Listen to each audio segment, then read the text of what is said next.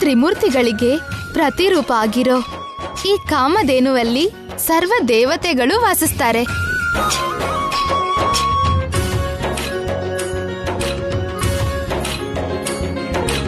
ಈ ಕಾಮಧೇನು ಪೂಜೆ ಮಾಡಿದ್ರೆ ಮುಕ್ಕೋಟಿ ದೇವತೆಗಳನ್ನ ಪೂಜೆ ಮಾಡ್ದಾಗತ್ತೆ. ಒಂದು ಮನೆಗೆ ಒಂದು ಕುಲದೇವತೆ ಇದ್ರು ಆ ಕುಲದೇವತೆಗಳೆಲ್ಲ ಈ ಕಾಮಧೇನೊಳಗಡೆ ವಾಸ ಮಾಡ್ತಾರೆ. ಆದ್ರಿಂದ ಕಾಮಧೇನುಗೆ ಪೂಜೆ ಮಾಡಿದ್ರೆ ಕುಲದೇವತೆಗೆ ಪೂಜೆ ಮಾಡಿದ ಹಾಗೆ ಆಗತ್ತೆ.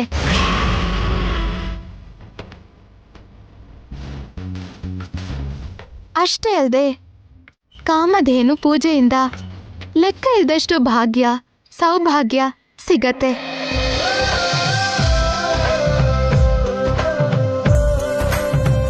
ಅದಕ್ಕೆ ಮನೆ ಕುಲದೇವತೆ ಯಾರೋ ಗೊತ್ತಿಲ್ಲದೆ ಇದ್ರು ಈ ಕಾಮಧೇನು ಪೂಜೆಗೆ ಏರ್ಪಾಡು ಮಾಡಿದ್ದೀನಿ. ಕಾಮಧೇನು ಪೂಜೆ ಮಾಡಿದ್ರೆ ಕುಲದೇವತೆಗೆ ಪೂಜೆ ಮಾಡಿದ ಹಾಗಾಗುತ್ತೆ ಅಂತ ನೀನ್ ಹೇಳಿದ್ರೆ ಸಾಕಾಗುತ್ತಾ? ಶಾಸ್ತ್ರ ಹೇಳ್ಬೇಕು. ಶಾಸ್ತ್ರ ಹೇಳೋದನ್ನೇ ಈ ಹುಡುಗಿ ಹೇಳ್ತಾ ಇದ್ದಾಳೆ.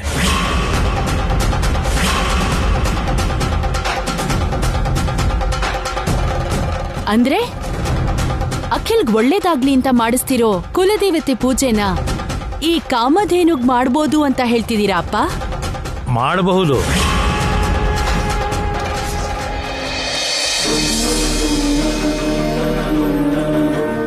ಕುಲದೇವತೆ ಪೂಜೆಯಿಂದ ಎಷ್ಟು ಪುಣ್ಯ ಸಿಗುತ್ತೋ ಅದಕ್ಕಿಂತ ಹೆಚ್ಚಿನ ಪುಣ್ಯ ಈ ಕಾಮಧೇನು ಪೂಜೆಯಿಂದ ಸಿಗುತ್ತೆ.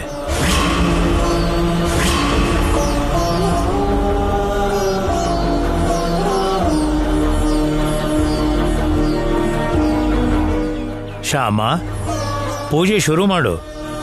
ಸರಿ ತಾತ. ಅಖಿಲ್, ನೀನು ಶ್ಯಾಮ ಪೀಠದ ಮೇಲೆ ಕೂತ್ಕೊಳ್ಳಿ. ಆಯ್ತು ತಾತ.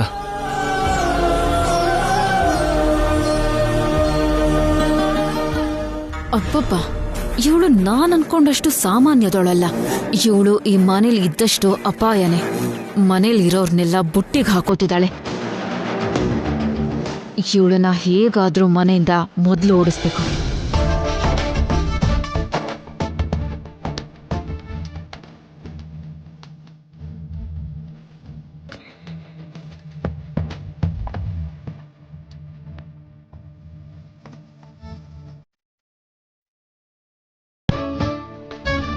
ಅಖಿಲ್, ಕುಂಕುಮ ಇಟ್ಕೋ.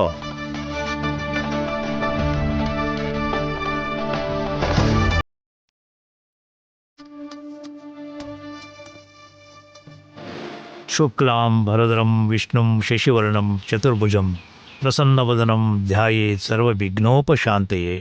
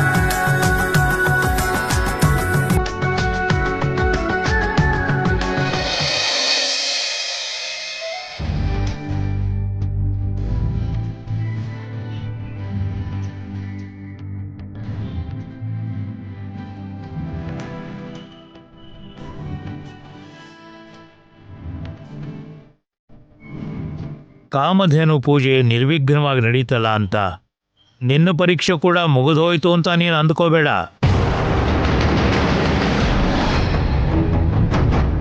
ಈಗ ನಡಿಬೇಕಾಗಿರೋದೇ ನಿಜವಾದ ಪರೀಕ್ಷೆ.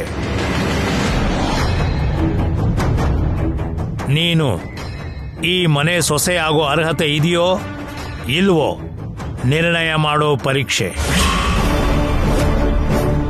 ಅಖಿಲ್ಗೆ ನೀನು ಸರಿಯಾದ ಜೋಡಿ ಹೌದೋ ಅಲ್ವೋ ತಿಳ್ಕೊಳ್ಳೋ ಪರೀಕ್ಷೆ.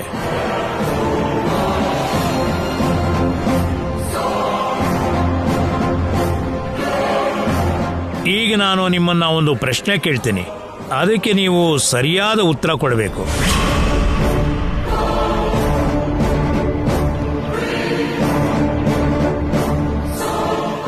ಅಖಿಲ್, ನಿನ್ನ ದೃಷ್ಟಿನಲ್ಲಿ ಹೆಂಡತಿ ಅಂದ್ರೆ ಏನು?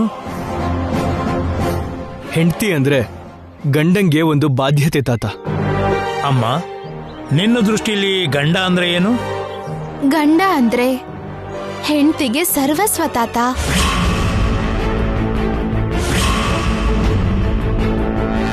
ನಿನ್ನ ದೃಷ್ಟಿಲಿ ಹೆಂಡತಿ ಅಂದ್ರೆ ಬಾಧ್ಯತೆ, ನಿನ್ನ ದೃಷ್ಟಿಲಿ ಗಂಡ ಅಂದ್ರೆ ಸರ್ವಸ್ವ. ಓಕೆ,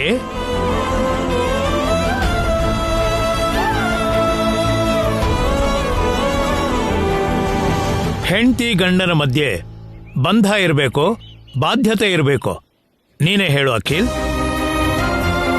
ಕೆಲವರ ಮಧ್ಯ ಬಂಧ ಇರುತ್ತೆ, ಇನ್ನು ಕೆಲವರ ಮಧ್ಯ ಬಾಧ್ಯತೆ ಇರುತ್ತೆ. ನೀನ್ ಹೇಳಮ್ಮ. ಗಂಡ ಹೆಂಡತಿ ಮಧ್ಯೆ ಬಂಧ ಇದ್ರು ಬಾಧ್ಯತೆ ಇದ್ರು ಯಾವ್ದಿದ್ರು ಪರವಾಗಿಲ್ಲ ತಾತ.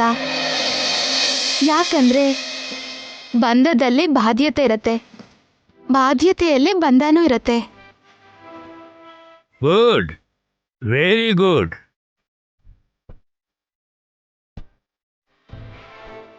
ಅಖಿಲ್, ರಕ್ತ ಸಂಬಂಧಕ್ಕೆ ಗಂಡ ಹೆಂಡತಿ ಸಂಬಂಧಕ್ಕೆ ವ್ಯತ್ಯಾಸ ಏನು?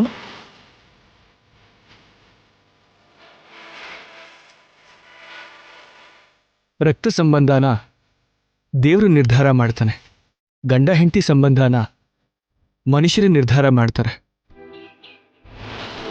ನೀನೇನು ಹೇಳ್ತೀಯಮ್ಮ? ರಕ್ತ ಸಂಬಂಧ ಆಗ್ಲಿ, ಗಂಡ ಹೆಂಡತಿ ಸಂಬಂಧ ಆಗ್ಲಿ, ಸ್ನೇಹ ಸಂಬಂಧ ಆಗ್ಲಿ, ಯಾವ ಸಂಬಂಧ ಆದ್ರೂ ಅದನ್ನ ಭಗವಂತನೇ ನಿರ್ಧಾರ ಮಾಡ್ತಾನೆ. ಹಾಗೆ ಆ ದೇವ್ರು ನಿರ್ಧಾರ ಮಾಡಿರೋದ್ರಿಂದಾನೇ ಯಾವುದೋ ಹುಡುಗಿನ ಮದ್ವೆ ಆಗ್ಬೇಕು ಅಂತ ನಿರ್ಧಾರ ಮಾಡಿದ್ ಇವ್ರಿಗೆ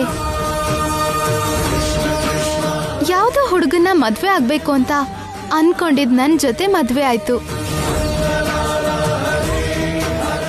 ಅಂದ್ರೆ ನಮ್ ಮದ್ವೆ ಇವ್ರ ನಿರ್ಧಾರದ ಹಾಗೂ ಆಗ್ದೆ, ನನ್ ನಿರ್ಧಾರದ ಹಾಗೂ ಆಗ್ದೆ ದೇವ್ರ ನಿರ್ಧಾರದ ಪ್ರಕಾರ ನಡೆದಿದೆ ಅಂತಾಯ್ತು. ಇದ್ರ ಅರ್ಥ ಗಂಡ ಹೆಂಡತಿ ಬಂಧ ಮನುಷ್ಯ ನಿರ್ಧಾರ ಅಲ್ಲ, ದೈವ ನಿರ್ಧಾರನೇ ಅಂತ, ಆ ಋಣ ಜನ್ಮ ಜನ್ಮದ ಬಂಧ ಅಂತ ಅರ್ಥ ಆಗತ್ತಲ್ಲ ತಾತ? ಕೃಷ್ಣ ಕೃಷ್ಣ ಮುದ್ದಿನ ಕೃಷ್ಣ ಅಷ್ಟಮಿಯಂದು ಹುಟ್ಟಿದ ಕೃಷ್ಣ ವಂಶಿ ಕೃಷ್ಣ ಮೋಹನ ಕೃಷ್ಣ ಬಾಲಕೃಷ್ಣನೇ ಹೇ ಗೋಪಿ ಕೃಷ್ಣ ಮುದ್ದಿನ ಕೃಷ್ಣ ತುಂಟತನದ ಸೇವ ಕೃಷ್ಣ ಯಶೋಧ ಕೃಷ್ಣ ರಾಧಾ ಕೃಷ್ಣ ಬೆಣ್ಣೆ ಕೃಷ್ಣನೇ. ನೋಡಮ್ಮ ಶ್ಯಾಮ, ಗಂಡನಿಗೆ ನೋವಾಗದೇ ಇರೋ ಹಾಗೆ, ಗಂಡನ ಮನಸ್ಸಿಗೆ ಕಷ್ಟ ಆಗದೆ ಇರೋ ಹಾಗೆ ಹೆಂಡತಿ ನೋಡ್ಕೋಬೇಕಲ್ವೇನಮ್ಮ? ಹೌದು ತಾತ, ನೋಡ್ಕೋಬೇಕು. ಒಂದು ವೇಳೆ ಆ ಬಾಧೆ, ಆ ಕಷ್ಟ ನಿನ್ನ ಗಂಡನಿಗೆ ನಿನ್ನ ಕಡೆಯಿಂದನೇ ಆದ್ರೆ ಆಗ ನೀನೇನು ಮಾಡ್ತೀಯ? ಅವ್ರ ನೋವು, ಅವ್ರ ಕಷ್ಟ ಕಡಿಮೆ ಮಾಡೋದಿಕ್ಕೆ, ಅವ್ರನ್ನ ಸಂತೋಷವಾಗಿಡೋದಿಕ್ಕೆ, ಅವ್ರನ್ನ ಬಿಟ್ಟು ಹೋಗ್ಬೇಕು ಅಂದ್ರು ಸಂತೋಷವಾಗಿ ಬಿಟ್ಟು ಹೋಗ್ತೀನಿ. ನಾನು ಅವ್ರ ಪಕ್ಕದಲ್ಲಿರೋದ್ರಿಂದ ಅವರು ಸಂತೋಷವಾಗಿರ್ಬೇಕೇ ಹೊರತು ನನ್ನಿಂದ ಅವ್ರ ಸಂತೋಷಕ್ಕೆ ತೊಂದರೆ ಆಗ್ಬಾರ್ದು.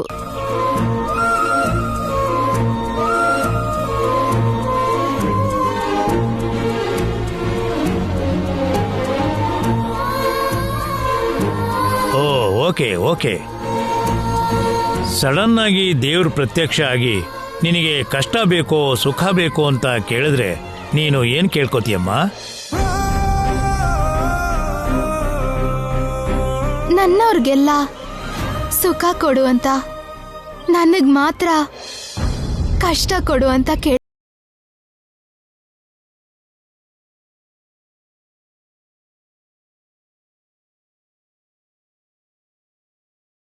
ಸುಖ ಕೊಡು ಅಂತ ಕೇಳ್ಕೋಬಹುದಲ್ಲ?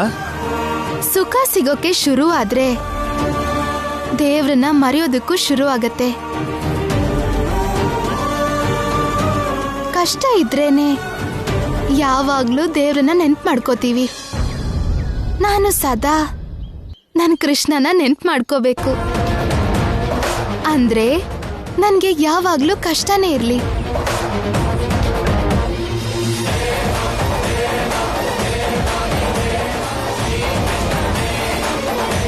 ಕಷ್ಟ ಇದ್ರೂ ಕೂಡ ಕೃಷ್ಣ ಹತ್ರದಲ್ಲಿದ್ರೆ ಅದ್ರಲ್ಲೂ ಸುಖನೇ ಇರತ್ತೆ.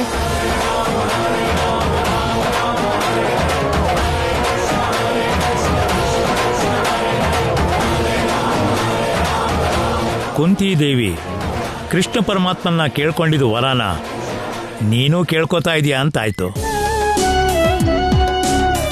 ಓಕೆ, ಈಗ ನಾನು ಕೇಳಬೇಕು ಅಂತ ಇರೋದು ಬಹಳ ಮುಖ್ಯವಾದ ಪ್ರಶ್ನೆ.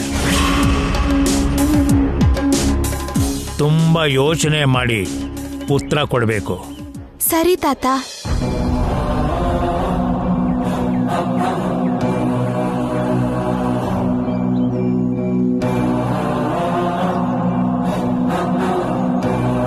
ಅಖಿಲ್ಗೆ ಕತ್ತಲೆ ಅಂದ್ರೆ ಭಯ ಅನ್ನೋದು ನಿನಗೆ ಗೊತ್ತಾ?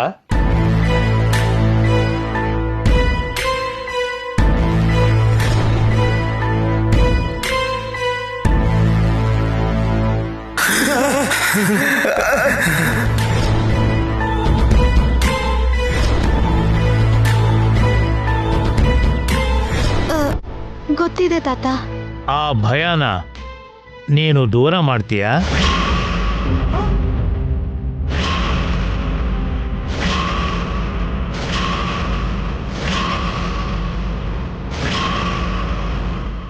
ನಮ್ಮಿಂದಾನೇ ಆಗ್ಲಿಲ್ಲ, ಇವಳಿಂದ ಇಲ್ಲ ಆಗತ್ತೆ.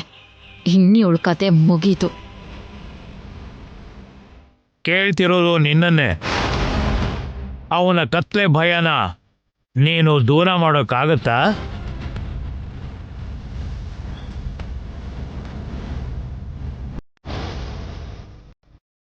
ದೂರ ಮಾಡ್ತೀನಿ ತಾತ.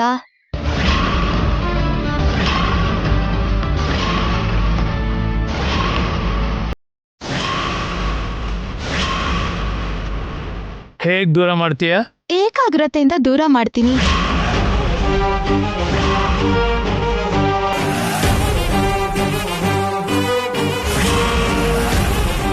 ಹಾ, ಏಕಾಗ್ರತೆಯಿಂದನಾ?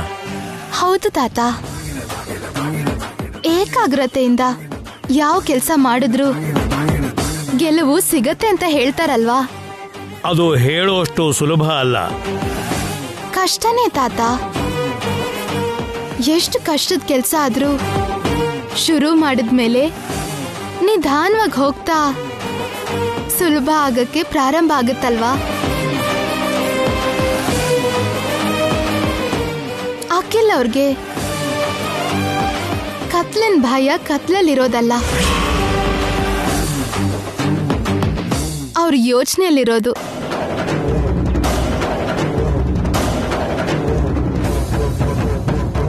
ಕತ್ಲಲ್ಲಿದ್ದೀನಿ ಅನ್ನೋ ಯೋಚನೆಯಿಂದಾನೇ ಭಯ ಶುರುವಾಗತ್ತೆ. ಕತ್ಲಾದ್ಮೇಲೆ ಬೆಳಕು ಬರತ್ತಲ್ಲ ಅನ್ನೋ ಯೋಚನೆಯಿಂದ ಧೈರ್ಯ ಬರುತ್ತೆ.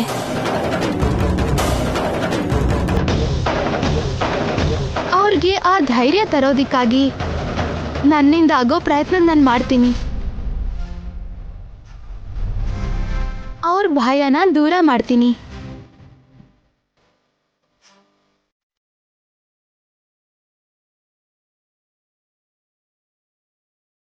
ಶಭಾಷ್ ಶಭಾಷ್ ಶ್ಯಾಮ, ಶಭಾಷ್.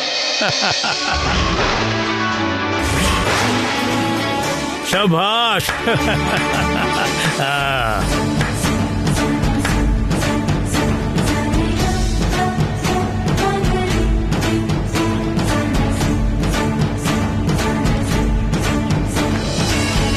ನನ್ಗೆ ಆಶೀರ್ವಾದ ಮಾಡಿ ತಾತ. ದೀರ್ಘ ಸುಮಂಗಲಿ ಭವ. ಹೇಳಮ್ಮ. ನಾನು ಕೊಟ್ಟಿರೋ ಎಲ್ಲ ಪರೀಕ್ಷೆಯಲ್ಲೂ ನೀನು ಒಳ್ಳೆ ಮಾರ್ಕ್ಸ್ ತಗೊಂಡಿದೀಯಾ.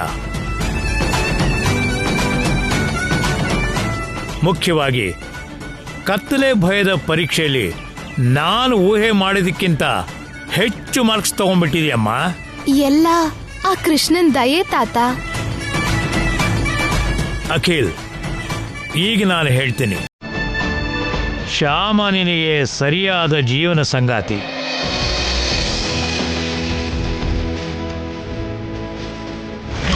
ನೀವ್ ಇವಳನ್ನ ಈ ಮನೆ ಸೊಸೆ ಅಂತ ಒಪ್ಕೋಬಹುದು, ಆದ್ರೆ ನಾನು ಒಪ್ಕೊಳ್ಳಲ್ಲ.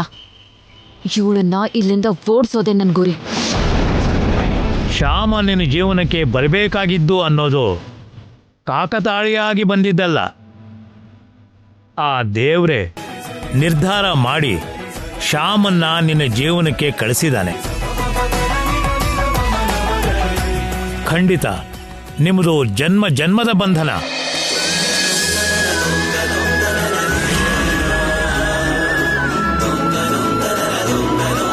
ವಸಂತ, ಇಂಥ ಸೊಸೆ ಸಿಕ್ಕಿದ್ದು ನಿನ್ನ ಅದೃಷ್ಟ. ಯಾವ ಜನ್ಮದಲ್ಲಿ ಏನು ಅದೃಷ್ಟ ಮಾಡಿದ್ಯೋ ನೀನು, ಇಂಥ ಸೊಸೆ ನಿನಗೆ ಸಿಕ್ಕಿದ್ದಾಳೆ. ಆ ಅದೃಷ್ಟನ ನೀನು ಅನುಭವಿಸಬೇಕು ಅಂದ್ರೆ ಶ್ಯಾಮನ ಬಾಹ್ಯ ಸೌಂದರ್ಯ ನೋಡದೆ ಅಂತರ ಸೌಂದರ್ಯನ ನೋಡೋದಕ್ಕೆ ಶುರು ಮಾಡು.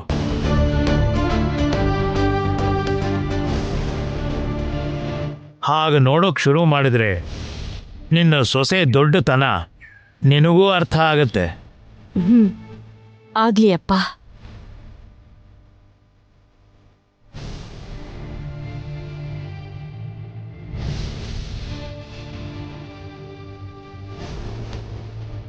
ವಸಂತ, ಪದ್ಧತಿ ಪ್ರಕಾರ ಹೊಸ ದಂಪತಿಗಳನ್ನ ತವರು ಮನೆಗೆ ಹಬ್ಬಕ್ಕೆ ಕಳಿಸಿಕೊಡ್ಬೇಕಾಗತ್ತೆ. ನಾಳೆ ಪಂಚಮಿ ಸೋಮವಾರ, ಬಹಳ ಒಳ್ಳೆ ದಿನ. ನಾಳೆ ಬೆಳಗ್ಗೆ ಇವರು ಪ್ರಯಾಣಕ್ಕೆ ಏರ್ಪಾಡು.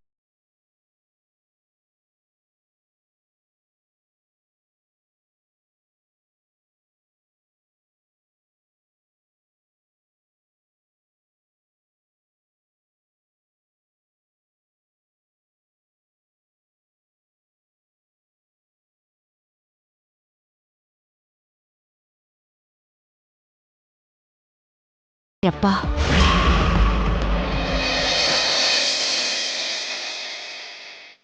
ಒಳ್ಳೆಯದು.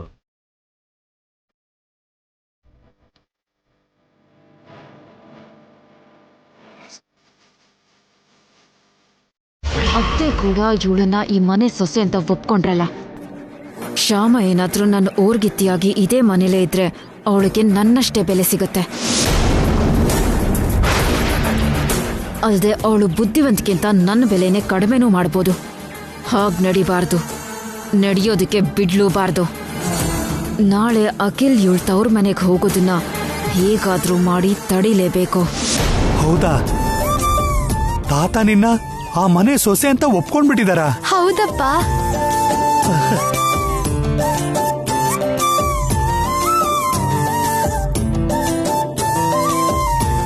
ಅತ್ತೆ ಹತ್ರ ಕೂಡ ನನ್ನ ಸೊಸೆಯಾಗಿ ಒಪ್ಕೊಳ್ಳಿ ಅಂತ ತಾತ ಹೇಳಿದ್ರು. ಅತ್ತೇನು ಸರಿ ಅಂದ್ರು.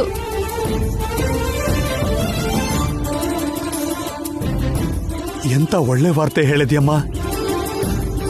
ನಿನ್ನ ಪೂಜೆ ಫಲಿಸಿದ್ಯಮ್ಮ. ಆ ಕೃಷ್ಣ ನಿನ್ನ ಮೊರೆ ಕೇಳ್ಬಿಟ್ಟ. ಹೌದಪ್ಪ, ಎಲ್ಲಾ ಕೃಷ್ಣನ್ ದಯೆ. ನಾಳೆ ನೀವು ಬರ್ತಿರೋದಕ್ಕೆ ಕೃಷ್ಣನ ಪೂಜೆಗೆ ಏರ್ಪಾಡು ಮಾಡಿದ್ದೀನಿ. ಸರಿ ಅಪ್ಪ, ನಾವಿಬ್ರು ಕೃಷ್ಣನ್ಗೆ ಪೂಜೆ ಮಾಡ್ತೀವಿ. ಸಂತೋಷನಮ್ಮ, ತುಂಬಾ ಸಂತೋಷ.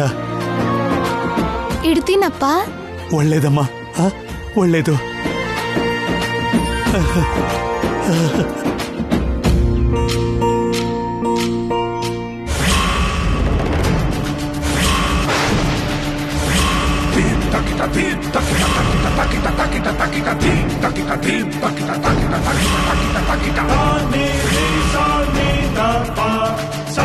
ಏನು 14ನೇ ದಿನದ ಹಬ್ಬಕ್ಕೆ ತವ್ರ ಮನೆಗೆ ಹೋಗ್ತಾ ಇದೀನಿ ಅಂತ ತುಂಬಾ ಸಂತೋಷ ಆಗ್ತಿದ್ಯಾ? ನಿನ್ನ ಹಬ್ಬದ ವಿಷಯ ಆಮೇಲೆ. ಮೊದ್ಲು ರೂಪಾ ರಾಣಿ ಪ್ರೋಗ್ರಾಂ ಬಗ್ಗೆ ಯೋಚನೆ ಮಾಡು. ರೂಪರಾಣಿ ಪ್ರೋಗ್ರಾಮ? ಹೌದು, ನಾಳೆ ಒಂದು ಪ್ರೋಗ್ರಾಂ ಒಪ್ಕೊಂಡಿದ್ದೀನಿ. ನಾಳೆನಾ? ಹೌದು, ನಾಳೆನೆ. ನಾಳೆ ಹೇಗಾಗತ್ತೆ ಅಮ್ಮವ್ರೆ? ನಾಳೆ ನಾನು ಅವ್ರ ಜೊತೆಗೆ ನಮ್ಮ ಊರ್ಗ್ ಹೋಗ್ಬೇಕಲ್ವಾ? ಪ್ರೋಗ್ರಾಂ ಇರೋದು ನಮ್ಮೂರ್ ಹತ್ರನೇ. ಆದ್ರೆ ಅವ್ರಿಗೆ ಗೊತ್ತಾಗ್ದಿರೋ ಹಾಗೆ ನಾನು ಪ್ರೋಗ್ರಾಮ್ಗೆ ಹೇಗ್ ಬರ್ತಿದ್ಯೋ ಅದು ನನಗ್ ಗೊತ್ತಿಲ್ಲ. ನೀನು ಬರ್ಬೇಕು, ಹಾಡ್ಬೇಕು. ಬರ್ದೇ ಹೋದ್ರೆ ಏನಾಗತ್ತೆ ಅಂತ ನಿನಗ್ ಚೆನ್ನಾಗ್ ಗೊತ್ತಲ್ವಾ? ಮೊನ್ನೆ ಏನ್ ನಡೀತು ಅಂತ ಒಂದು ಸಲ ನೆನ್ಪ್ ಮಾಡ್ಕೋ.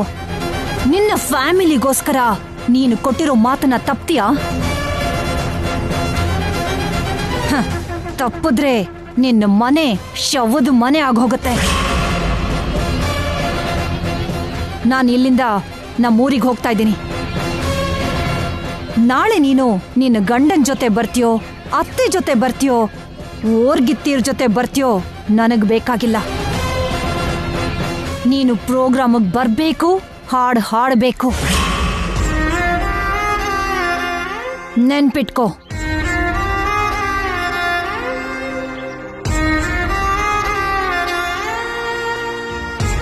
ಕೃಷ್ಣ, ಏನ್ ಕೃಷ್ಣ ಇದು? ಇಂಥ ಪರಿಸ್ಥಿತಿಯಲ್ಲಿ ಹಾಡ್ಬೇಕು ಅಂದ್ರೆ ಹೇಗೆ? ಈ ಸಮಸ್ಯೆಯಿಂದ ನೀನೇ ನನ್ನ ಕಾಪಾಡ್ಬೇಕು ಕೃಷ್ಣ.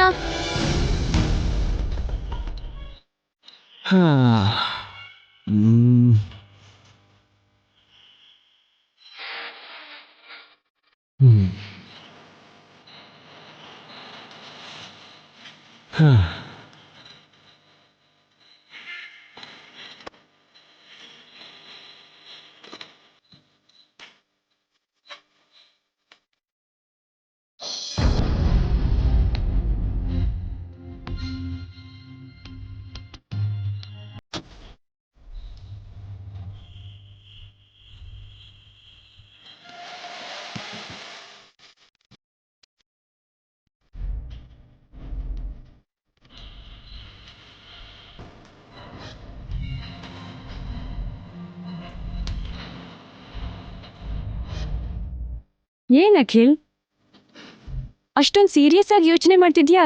ಏನ್ ವಿಷಯ? ಡ್ರೆಸ್ ವಿಷಯ ಅತ್ಗೆ. ನಾನು ಯಾವ ಊರಿಗೆ ಹೋದ್ರೂ ಮಮ್ಮಿನೇ ನನ್ನ ಡ್ರೆಸ್ ಸೆಲೆಕ್ಟ್ ಮಾಡ್ತಿದ್ರು. ಈಗ ಮಮ್ಮಿ ತುಂಬ ಕೋಪದಲ್ಲಿದ್ದಾರೆ. ಯಾವುದು ಹಾಕೊಳ್ಳೋದು ಗೊತ್ತಾಗ್ತಾ ಇಲ್ಲ. ಆ ಊರಲ್ಲಿ ಯಾವ ರೀತಿ ವೆದರ್ ಇರುತ್ತೋ, ಯಾವ ಥರದ ಬಟ್ಟೆ ಪ್ಯಾಕ್ ಮಾಡ್ಕೋಬೇಕೋ ಅರ್ಥನೇ ಆಗದೆ ತುಂಬ ಕನ್ಫ್ಯೂಸ್ ಆಗ್ತದೆ. ನೋ ಪ್ರಾಬ್ಲಮ್ ಅಖಿಲ್, ಬಟ್ಟೆ ವಿಷಯಕ್ಕೆ ನೀನೇನು ಟೆನ್ಷನ್ ಮಾಡ್ಕೋಬೇಡ. ನಿನ್ ಬ್ಯಾಗ್ ರೆಡಿ ಮಾಡೋರ್ನ ನಾನ್ ಕರ್ಕೊಂಡ್ ಬರ್ತೀನಿ.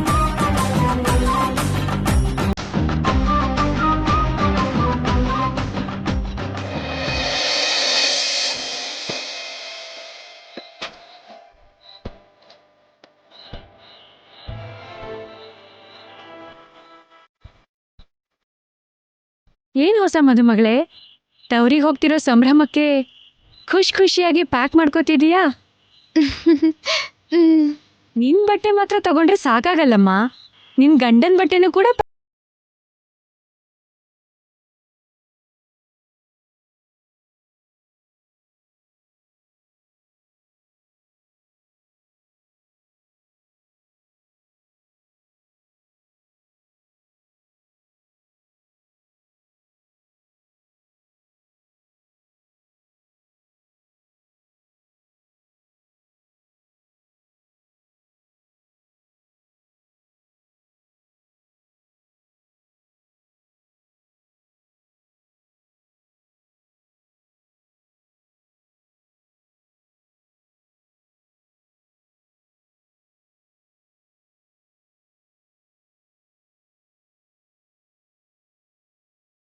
ಬಿಟ್ಟೆ ಒಳಗ್ ನಡಿ.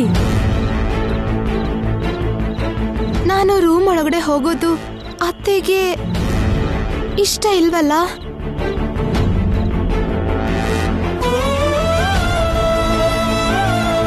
ನಾನು ಬಾಗ್ಲು ಹೊರಗಡೆನೆ ಇರ್ಬೇಕು ಅಂತ ಅತ್ತೆನೇ ಹೇಳಿದಾರಲ್ಲ. ಅದು ಆವಾಗ ತಾತ ಇಲ್ಲಿ ಬಂದು ಈ ಮನೆ ಸೊಸೆ ಆಗೋ ಅರ್ಹತೆ ನಿನ್ಗಿದ್ಯಾ ಇಲ್ವಾ ಅಂತ ನಿರ್ಧಾರ ಮಾಡೋ ತನಕ ನೀನ್ ಬಾಗ್ಲು ಹೊರಗಡೆ ಇರ್ಬೇಕು ಅಂತ ಅತ್ತೆ ಹೇಳಿದ್ರು. ತಾತ ಬಂದಾಯ್ತು, ಪರೀಕ್ಷೆನೂ ಮಾಡಾಯ್ತು, ನಿನ್ನ ಈ ಮನೆ ಸೊಸೆಯಾಗಿ ಒಪ್ಕೊಂಡಾಯ್ತು.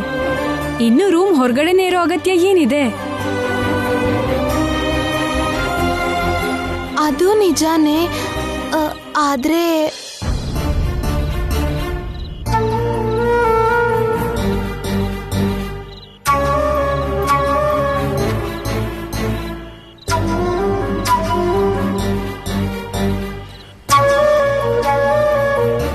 ನೋಡು ಶ್ಯಾಮ, ನಿನ್ ಕುತ್ತಿಗೆ ತಾಳಿ ಕಟ್ಟಿ ನಿನ್ನ ನನ್ನ ಹೆಂಡತಿ ಅಂತ ಈ ಮನೆ ಕರ್ಕೊಂಡು ಬಂದೆ.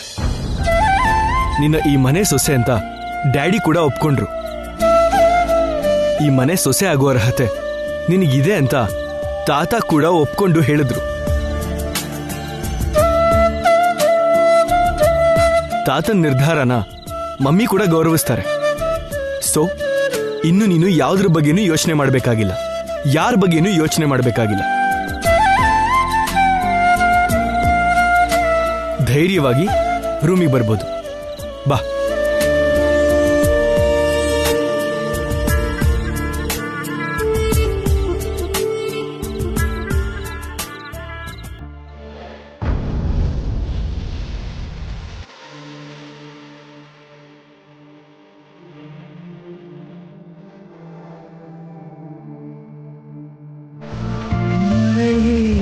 ಸಾಗಿದೆ ಸಾಗಿದೆ ನಿನ್ನ ಹೃದಯ.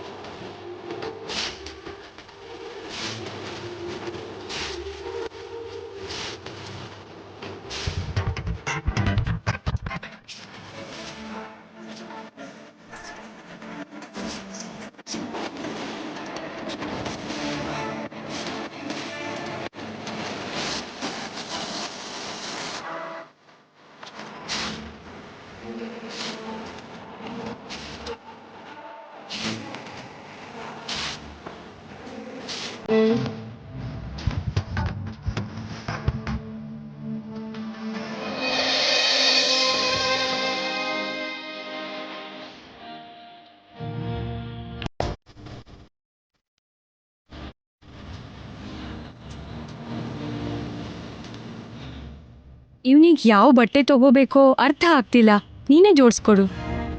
ಸರಿ ಅಕ್ಕ. ಅಖಿಲ್, ನಿನ್ ಪ್ರಾಬ್ಲಮ್ ಸಾಲ್ವ್ ಆದ ಹಾಗೆ ಅಲ್ವಾ? ಸಾಲ್ಡ್ ಅದಕ್ಕೆ. Thank you so much. ಪರವಾಗಿಲ್ಲ ಅಖಿಲ್.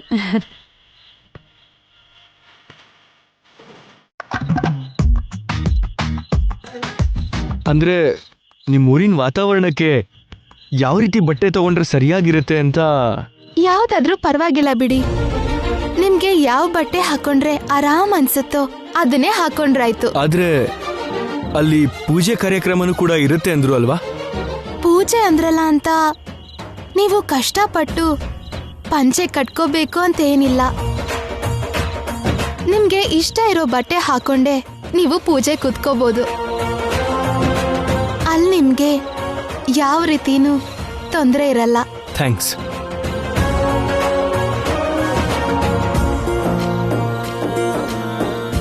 ಇಲ್ಲಿ ನೋಡು, ಇಲ್ಲಿರೋ ಬಟ್ಟೆ ಎಲ್ಲ ನನಗಿಷ್ಟ ಇರೋದೆ. ನಿನಗಿಷ್ಟ ಆಗೋದನ್ನ ಪ್ಯಾಕ್ ಮಾಡು. ಸರಿ.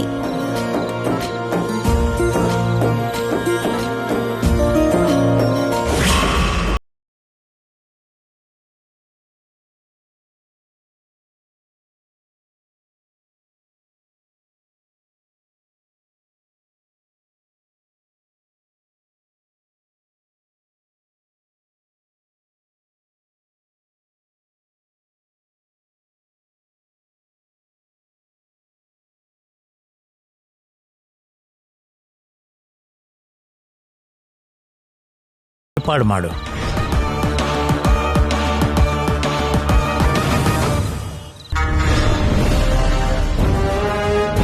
ಬೇಜಾರ್ ಮಾಡ್ಕೊಳ್ಬೇಡಿ ಅತ್ತೆ. ಬೇಜಾರ್ ಮಾಡ್ಕೊಳ್ದೆ ನಾನ್ ಇನ್ನೇನ್ ಮಾಡ್ಲಿ? ಆ ಶ್ಯಾಮ ಈ ಮನೆ ಸೊಸೆ ಅಂತ ಅಪ್ಪನೂ ನಿರ್ಧಾರ ಮಾಡಿದ್ಮೇಲೆ ಆಗಲ್ಲ ಅಂತ ಹೇಳಕ್ಕಾಗಲ್ವಲ್ಲ. ಅವಳನ್ನ ಈ ಮನೆಯಿಂದ ಕಳ್ಸೋಕಾಗೋದೂ ಇಲ್ಲ. ಜೀವನ ಪೂರ್ತಿ ನನ್ ಮಗನ್ ಪಕ್ಕದಲ್ಲಿ ಅವಳನ್ನ ನೋಡ್ತಾ ಬೇಜಾರ್ ಮಾಡ್ಕೊಳ್ತಾ ಸುಮ್ನಿರ್ಬೇಕಷ್ಟೆ. ತಾತ ತಗೊಂಡಿರೋ ನಿರ್ಧಾರನ ನೀವು ಗೌರವಿಸೋದು ಕರೆಕ್ಟೇ ಅತ್ತೆ. ಆದ್ರೆ ಅವರು ಅಂತ ನಿರ್ಧಾರ ತಗೊಳ್ಳೋದ್ರ ಹಿಂದೆ ನಡೆದಿರೋ ಮೋಸನ ನೀವು ತಿಳ್ಕೊಳ್ದೆ ಇರೋದಂತೂ ಕರೆಕ್ಟ್ ಅಲ್ಲ ಅತ್ತೆ. ಮೋಸನಾ? ಹೌದು ಅತ್ತೆ. ಆ ಶ್ಯಾಮ ಏನೋ ಮೋಸ ಮಾಡಿ ತಾತನ್ ಪರೀಕ್ಷೆಯಲ್ಲಿ ಪಾಸ್ ಆಗಿದ್ದಾಳೆ.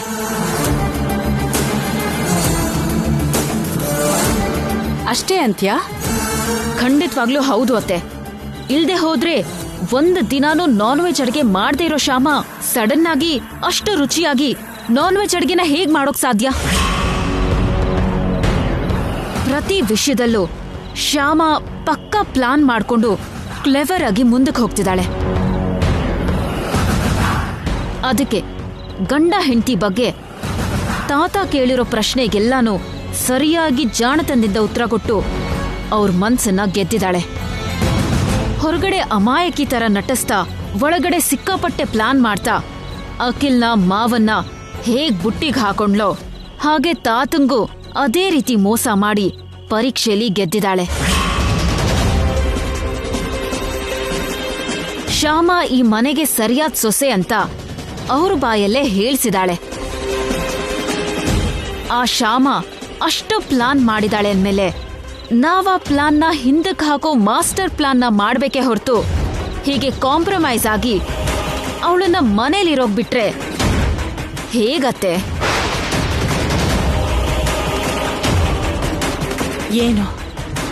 ಏನ್ ಮಾಡ್ಬೇಕು ನಂಗೇನೂ ಅರ್ಥ ಆಗ್ತಾ ಇಲ್ಲ. ಏನ್ ಮಾಡಿದ್ರು ಮಾಡ್ದೇ ಇದ್ರು ಮೊದ್ಲು ಅಖಿಲ್ ಶ್ಯಾಮ ಇಬ್ರನ್ನು ದೂರ ಮಾಡ್ಬೇಕು. ಈಗ ಅವರು ದೂರಾನೇ ಇದಾರಲ್ಲ. ನಾಳೆ ಹತ್ರ ಆಗೋ ಅವಕಾಶ ಇದೆಯಲ್ಲ. ನಾಳೆ ತನಕ ಯಾಕೆ? ಆಲ್ರೆಡಿ ಅವರು ಹತ್ರ ಆಗಿದ್ದಾರೇನೋ ಅಂತ ಅನ್ನಿಸ್ತಾ ಇದೆ. ಅದಕ್ಕೆ ಶ್ಯಾಮ ಅಖಿಲ್ ರೂಮ್ಗೆ ಹೋಗಿ ಅಖಿಲ್ ಬಟ್ಟೆನ ಪ್ಯಾಕ್ ಮಾಡ್ತಿದ್ದಾಳೆ.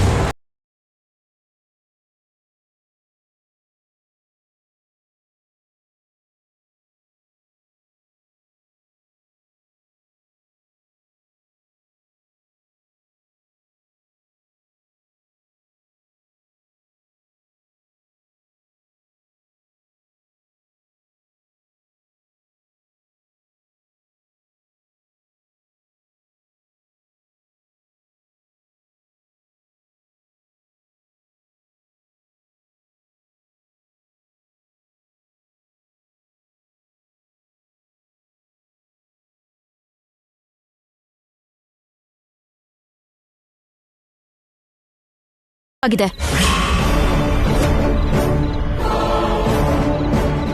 ಇದನ್ ನೋಡಿ ನಿಮ್ಗೊಂದು ವಿಷಯ ಅರ್ಥ ಆಗ್ಬೇಕು. ಶ್ಯಾಮ ಅಖಿಲ್ಗೆ ಹತ್ರ ಆಗೋದ್ರ ಜೊತೆಗೆ ಅಖಿಲ್ನ ನಿಮ್ಮಿಂದ ದೂರ ಮಾಡ್ತಿದ್ದಾಳೆ.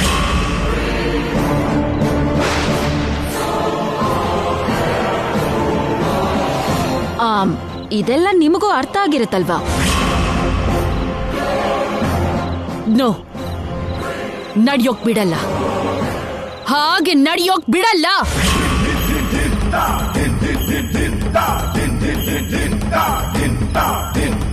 ಬೋರಮ್ಮ,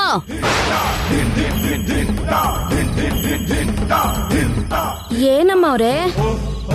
ಅಖಿಲ್ ಹತ್ರ ಹೋಗಿ ನಾನ್ ಕರೀತಿದ್ದೀನಿ ಅಂತ ಹೇಳು. ಹೇಳ್ತೀನಮ್ಮ.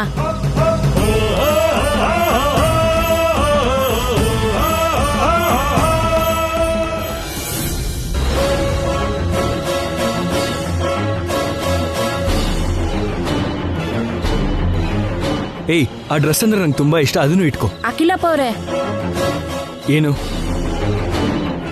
ಅಮ್ಮ ಅವ್ರು ಕರೀತಾವ್ರೆ. ಮಮ್ಮಿ ಕರೀತಿದಾರಾ? ಹ್ಮ್. ಓಕೆ, ನಾನು ಬರ್ತೀನಿ, ನೀ ನಡಿ. ಸರಿ ಅಖಿಲಪ್ಪ ಅವರೇ. ಮಿಕ್ಕಿದೆಲ್ಲ ನೀನು ಜೋಡಿಸು, ನನ್ನ ಮಮ್ಮಿ ಹತ್ರ ಹೋಗಿ ಬರ್ತೀನಿ. ಹೋಗ್ ಬನ್ನಿ.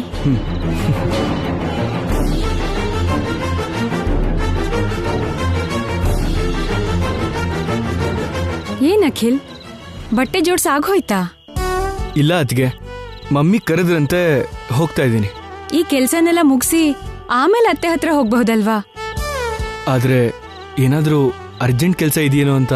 ನಾನ್ ಅತ್ತೆ ರೂಮ್ಗೆ ಹೋಗ್ತಿದ್ದೀನಿ, ನಾನ್ ಹೇಳ್ತೀನಿ. ನಿನ್ ಕೆಲ್ಸ ಮುಗಿಸ್ಕೊಂಡ್ ಬಾ. ಸರಿ ಅತ್ಗೆ.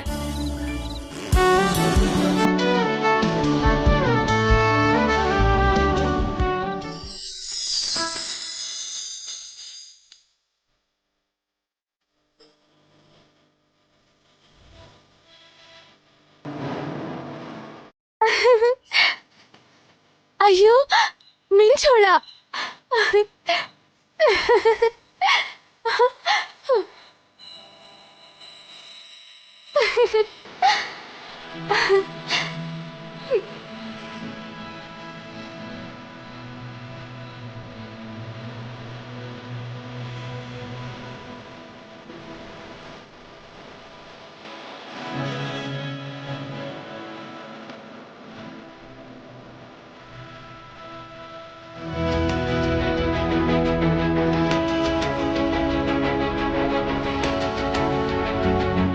ಆಹಾ, ಎಷ್ಟು ದಿನ ಆಗಿತ್ತು ಮಿಂಚೋಳ ನೋಡಿ.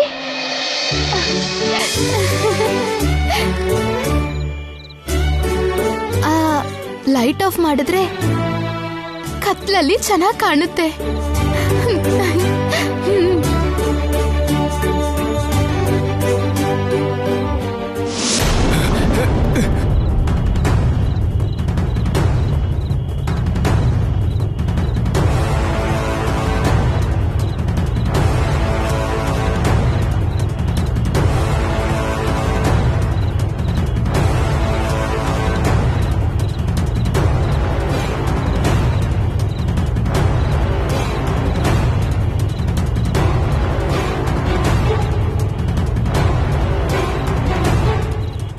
ಕತ್ಲು, ಲೈಟ್ ಹಾಕಿ ಅಮ್ಮ. ಕತ್ಲು, ಕತ್ಲು ಅಮ್ಮ, ಕತ್ಲು. ಏನಮ್ಮ, ಏನಾಯ್ತು? ಯಾರು ಕೂಗ್ತಾ ಇರೋದು? ಏನಾಯ್ತೋ ಗೊತ್ತಿಲ್ಲ ಅಪ್ಪ, ಅಖಿಲ್ ಕೂಗ್ತಿದ್ದಾನೆ. ಕರೆಂಟ್ ಇದೆಯಲ್ಲ, ಏನಾಯ್ತು? ಅದೇ ಅರ್ಥ ಆಗ್ತಾ ಇಲ್ಲ. ಕತ್ಲು ಅಮ್ಮ, ಭಯ ಆಗ್ತಿದೆ ಅಮ್ಮ.